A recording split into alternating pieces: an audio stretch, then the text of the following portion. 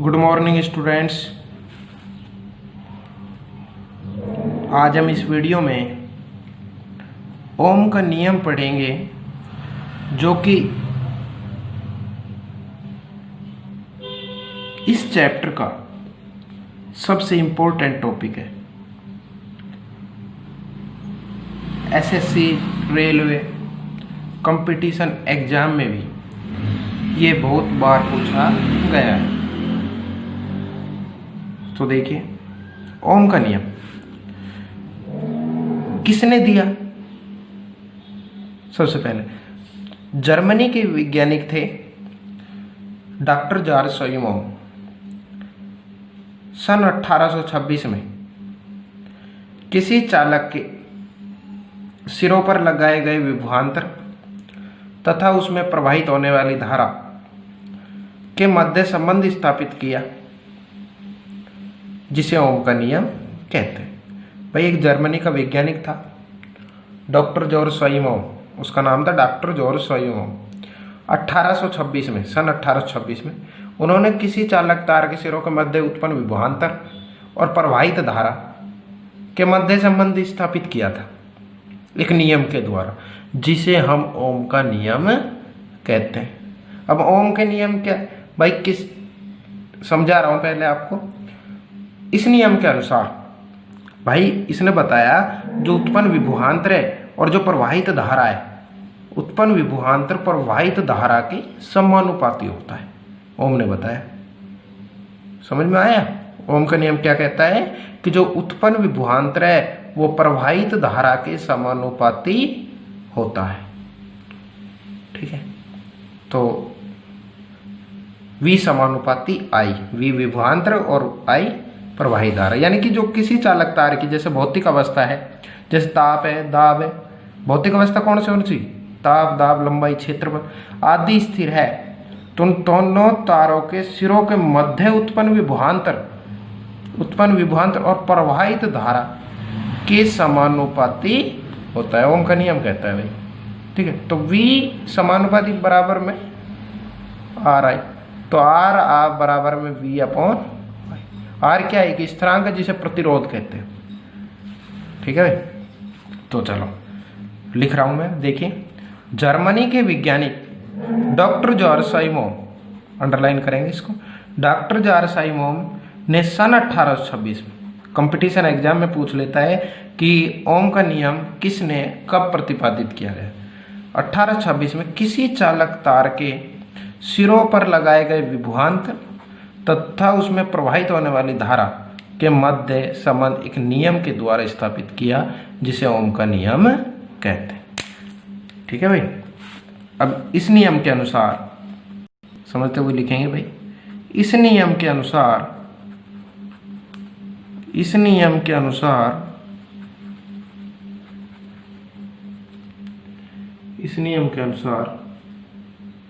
यदि किसी चालक की यदि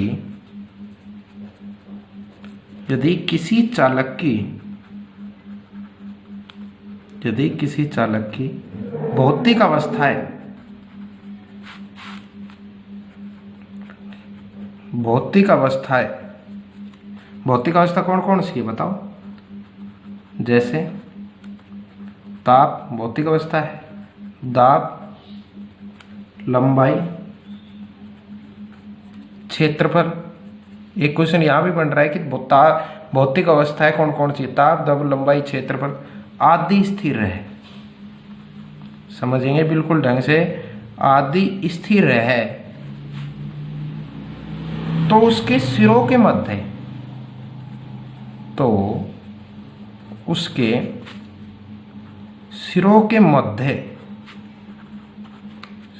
सिरों के मध्य उत्पन्न विभवांतर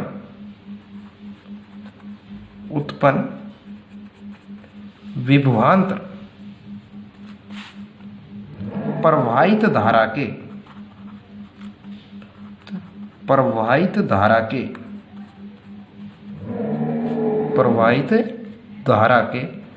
समानुपाती होता है समझ में? इसको आप ऐसे कर सकते हो।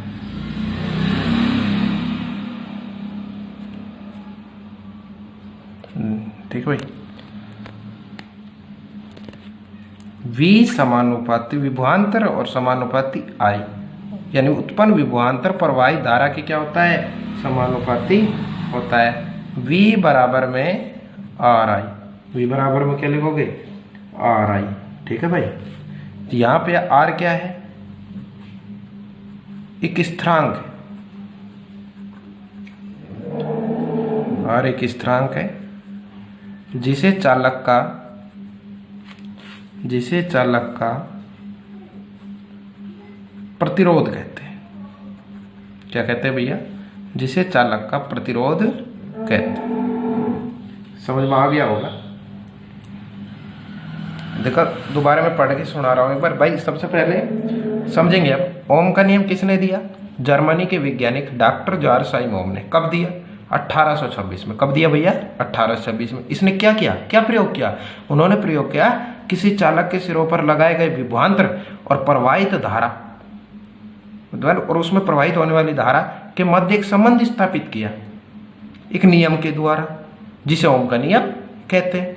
इन्होंने बताया यदि किसी चालक तार की भौतिक अवस्थाएं जैसे ताप है, दाब है, लंबाई, क्षेत्रफल आदि स्थिर है तो उसके सिरों के मध्य उत्पन्न विभवांतर प्रवाहित धारा की क्या होता है, समानुपाती होता है। इसको आप लिखना जरूरी है। तो क्या लिखोगे, V समानुपाती I, ठीक है। तो V बराबर में क्या होगा, RI। क्या लिखोगे, RI। R या क्या है, एक स्थिरांक है। क्या है, एक स्थिरांक है जिसे चालक का प्रतिरोध कहते हैं। आप यहां से बना सकते हो, समझेंगे इसको। आप यहां से बना सकते हो R बराबर में VI। इसको और बड़ा करो तो R क्या है, प्रतिरोध, V क्या है, विभवांतर, और I क्या है, धारा। मात्रा क्या हो जाएगा, वोल्ट बटा एम्पियर बराबर हो प्रतिरोध। वो अगले टॉपिक में, अभी ओम का नियम चल रहा है, ठीक। तो अपन एक बार लिख लेते हैं आपको याद रहने के लिए। V बराबर में विभवांतर क्या है भाई, V बराबर विभवांतर, R बराबर में प्रतिरोध, और I बराबर में धारा। क्या है भाई, धारा या विद्युत धारा, विद्युत धारा। कोई दिक्कत किसी को, आप बता दोगे। अब हेडिंग लिखेंगे, ओम के नियम का प्रायोगिक सत्यापन। ये बोर्ड एग्जाम में पूछा जाता है भाई। ओम के नियम का प्रायोगिक सत्यापन, ये एक प्रैक्टिकल है। क्या है भैया, ये प्रैक्टिकल के तौर पर है। समझ में आया? ओम के नियम का प्रायोगिक सत्यापन आप कैसे करोगे। सबसे पहले जब हम कोई प्रैक्टिकल करते हैं साइंस के अंदर, जैसे आप मैथ के अंदर थोड़ा सा समझे, क्योंकि बच्चे हो अभी 10th में, मैथ के अंदर जैसे सिद्ध कर दिया गया है ना, उद्देश्य, उसके ऊपर अपन लिखेंगे उद्देश्य। यहाँ पे 2 नंबर लिखोगे, एक कच्चा चित्र पक्का चित्र बनाते हो तुम, उत्पत्ति, लास्ट में जब लिखट जाता है तो इति सिद्धम, ठीक। तो यहाँ पे लिखेंगे अपन, जैसे पहले क्या बना रहे हैं भाई, एक रोटी के आधार पर आप इसको समझ सकते हो। सबसे पहले अपन क्या करने जा रहे हैं, रोटी बनाने के लिए, तो उद्देश्य। सबसे पहले लिखेंगे उद्देश्य, जैसे रोटी बनाना, ठीक है। 2 नंबर आवश्यक सामग्री, रोटी बनाने में कौन कौन सी सामग्री उपयोग में लोगे भाई, बेलन, चकला, पराती, ठीक है। तो इसमें क्या लोगे आप, इसमें भी आवश्यक सामग्री लेनी पड़ेगी, तो इसकी जगह आप क्या लोगे, धारा नियंत्रक, कुंजी, सेल, एमीटर। 3 नंबर पे आप प्रेक्षण, जब आप करोगे तो अपना काम हो जाता है भाई। आप रोटी बनाओगे तो जब सारा काम मिल गया तो आप प्रेक्षण कर लो उसका, चपाती बन के तैयार हो जाएगी, तो इधर अपना परिणाम आ जाएगा। लास्ट में लिख लेंगे निष्कर्ष। यहाँ पर रोटी बन के तैयार हुई, तो यहाँ पे क्या लिखोगे, अतः विभवांतर और प्रवाही धारा के समानुपाती, एक सीधी लाइन मिलेगी आपको, ठीक है। तो सबसे पहले लिखेंगे अपन यहाँ पे उद्देश्य। सबसे पहले लिखते हैं उद्देश्य। क्या लिखोगे भाई, जो हेडिंग है वही लिख दो। क्या पूछा है, ओम के नियम का प्रायोगिक सत्यापन, तो क्या लिखोगे उद्देश्य में, ओम के नियम का प्रायोगिक सत्यापन करना। ओम के नियम का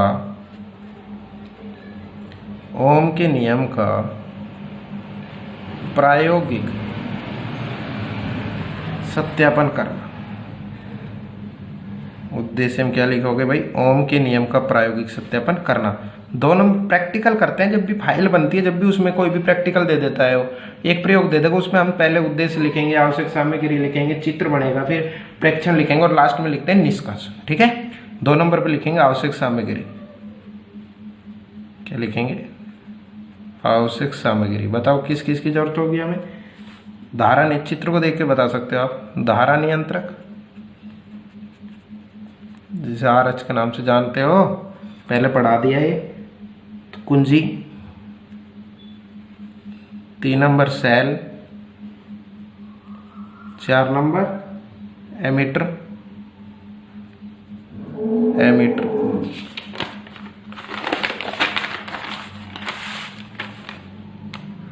5 नंबर वोल्टमीटर, 6 नंबर प्रतिरोध तार। ठीक है, आदि। अब मैं सबसे पहले एक चित्र का निर्माण कर लेता हूं आपके सामने। तो मेरे पास, तो देखो चित्र में निर्माण कर रहा हूं आपको, ये सारी सामग्री जोड़,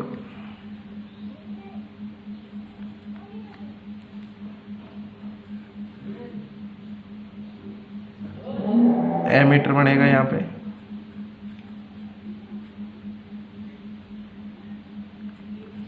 पॉजिटिव नेगेटिव,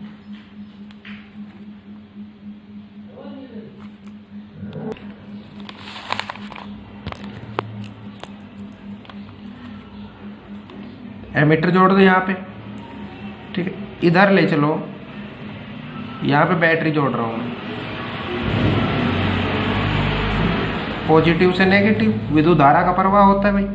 ठीक है, पॉजिटिव से नेगेटिव, तो यहाँ पे आप संकेत भी लिखोगे, इधर से इधर जाएगी ना, पॉजिटिव से नेगेटिव। ध्यान रखना, धारा डायग्राम में जरूर दर्शाना भाई, विद्युत धारा का संकेत बी। यहाँ पे ये क्या है? कुंजी।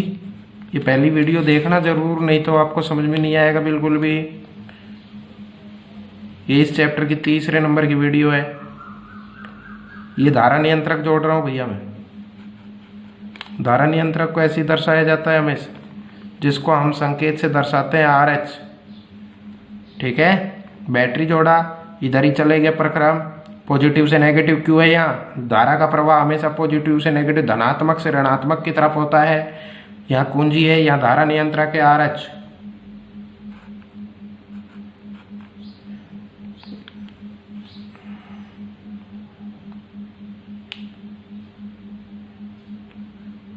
ये प्रतिरोध तार जोड़ रहा हूं मैं यहाँ पे। ध्यान रखना है सभी बच्चों को।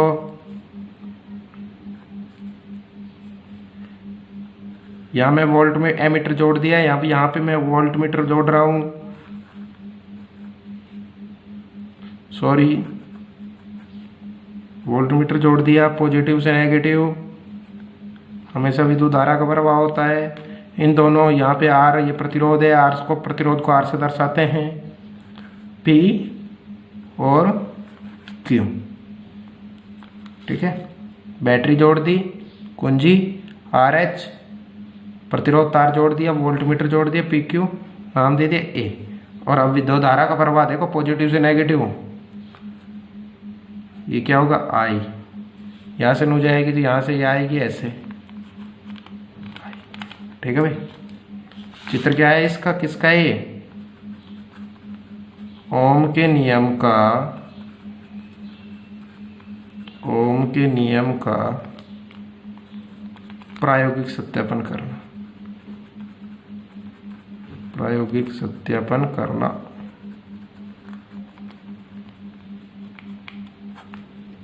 भाई अब इस चित्र के ऊपर लिख रहा हूं, इस कैसे निर्माण किया ये। ठीक है, हम एक विद्युत परिपथ का निर्माण करते हैं। हम चित्र को देखते हुए लिखेंगे। ठीक है, मैं तो चित्र को देखते हुए लिख रहा हूं भाई। हम एक विद्युत परिपथ का निर्माण करते हैं जिसमें सेल भी कुंजी के साथ जिसमें सेल भी कुंजी के साथ, देखो साथ, जिसमें सेल भी कुंजी के साथ साथ धारा नियंत्रक को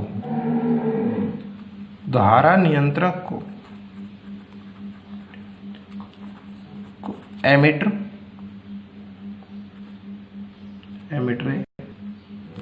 व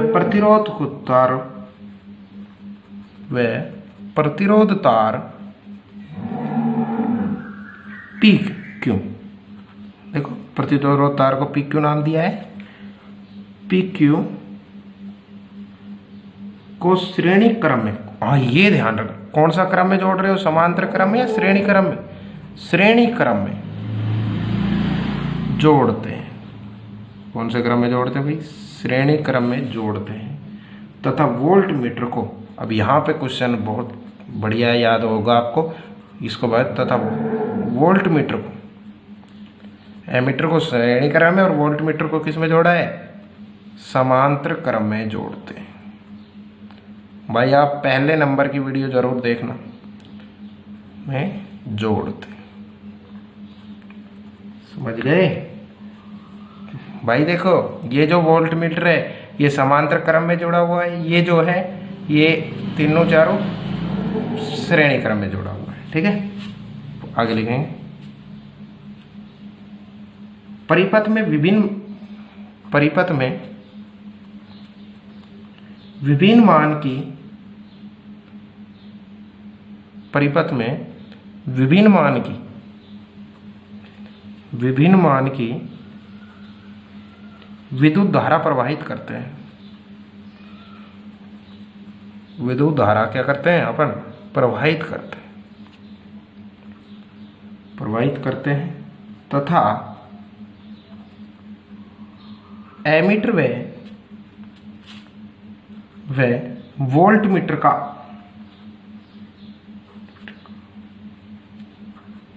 पाठ्यांक नोट करते हैं। तो एमीटर व वोल्ट मीटर का पाठ्यांक नोट कर लेते, रीडिंग नोट कर लेते हैं, ठीक है भैया। ठीक है, एक बार पढ़ रहा हूँ। हम एक विद्युत परिपथ का निर्माण करते हैं जिसमें सेल भी कुंजी के साथ धारा नियंत्रक को एमीटर व प्रतिरोध तार पी क्यू को कौन से क्रम में, श्रेणी क्रम में जोड़ते हैं तथा वोल्ट मीटर को समांतर क्रम में जोड़ते हैं। परिपथ में विभिन्न मान की विद्युत धारा प्रवाहित करते तथा एमीटर व वोल्ट मीटर का पाठ्यांक नोट कर लेते हैं। आगे पढ़ेंगे प्रेक्षण।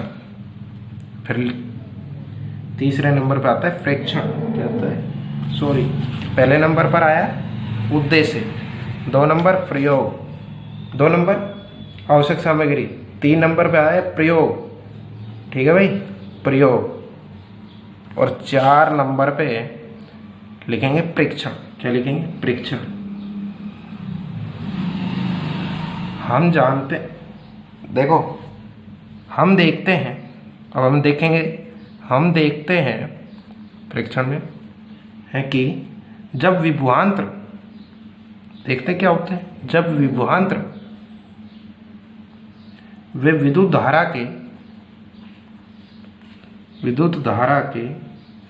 धारा में ग्राफ खींचते हैं, तो ग्राफ में एक सीधी रेखा प्राप्त होती है, और सीधी रेखा में से समानुपाती प्राप्त होती, यानी मान धीरे धीरे समान बढ़ रहे हैं, तो समानुपाती। देखो प्रेक्षण में लिखेंगे, हम देखते हैं कि जब विभवांतर में विद्युत, हमने रीडिंग नोट की तो ग्राफ खींचा, तो ग्राफ में एक सीधी रेखा प्राप्त होती है। देखो मैं सीधी रेखा भी प्राप्त कर, एक ग्राफ खींच रहा हूँ, देखिए आप ध्यान देख रही है अपने, कुछ मत रटो, सारी चीज आपके पास है। देखो आई के मान बढ़ रहे हैं इधर, ठीक है भैया, और इधर बढ़ रहे हैं विभवांतर, यहां बीच में वो है ये एक्स,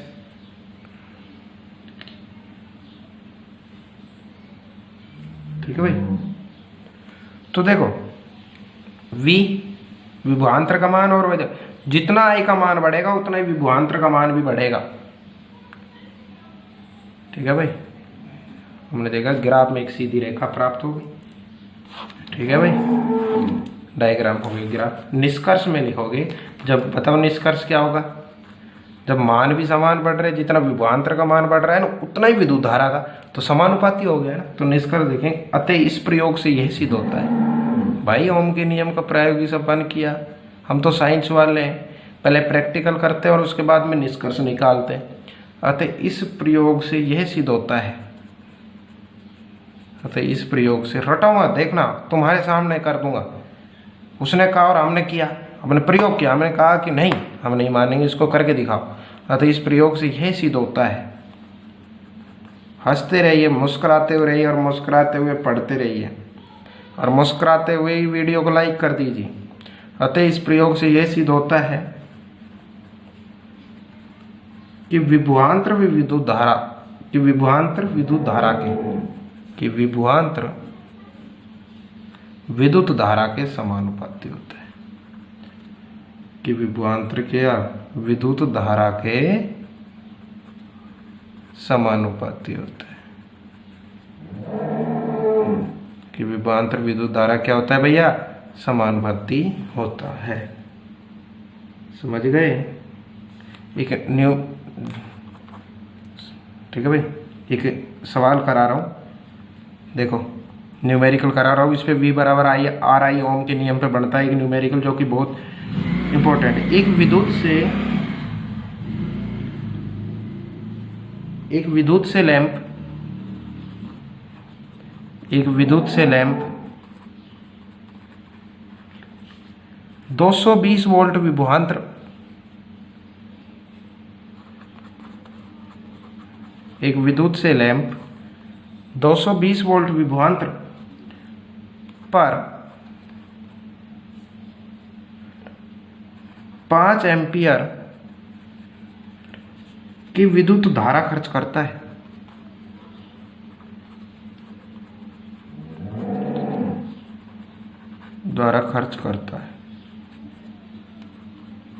तो बल्ब का प्रतिरोध ज्ञात करें।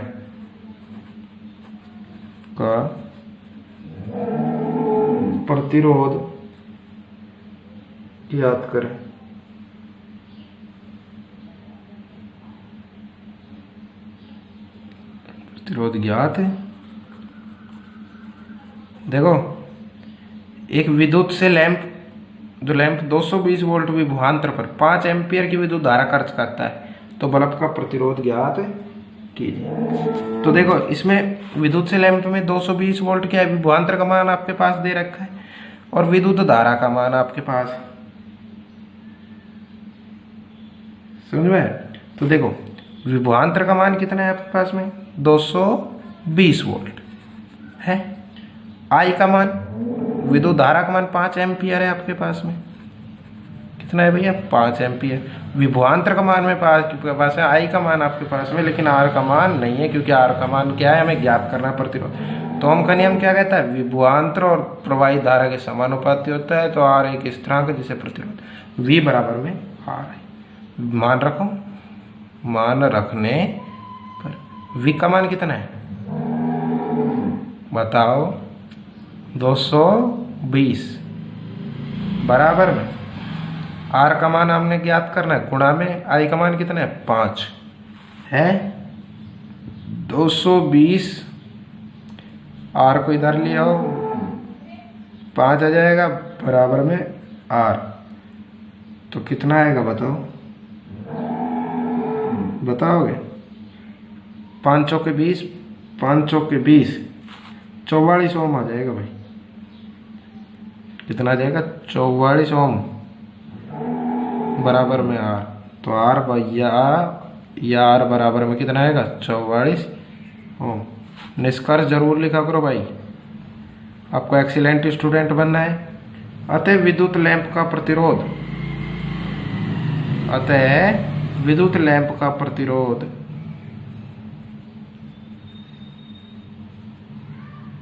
44 ओम होगा। अब देखो इसको दूसरी ट्रिक से भी आप कर सकते थे। आर बराबर में हमेशा होता है V अपॉन आई, प्रतिरोध का है ये, मैं आगे आर बराबर में वी आई भी अपन लिख सकते हैं। तो देखो इसमें भी आप फिट कर सकते हो सीधे 220, 2 ट्रिक है 220 वी कमन और आई का 5, 220 में 5 का भाग देते आर बराबर आ जाता। लेकिन इससे भी आप कर सकते हो, इससे भी, यही जी ट्रिक है। ठीक है, वीडियो को लाइक करें और सब्सक्राइब जरूर कर दें, जिससे आपको नई वीडियो आपको मिले, आपको अपडेट मिल जाए, और अपना विस्तृत और गहन अध्ययन करें। लॉकडाउन का सही आप उपयोग उठाइए। थैंक्स।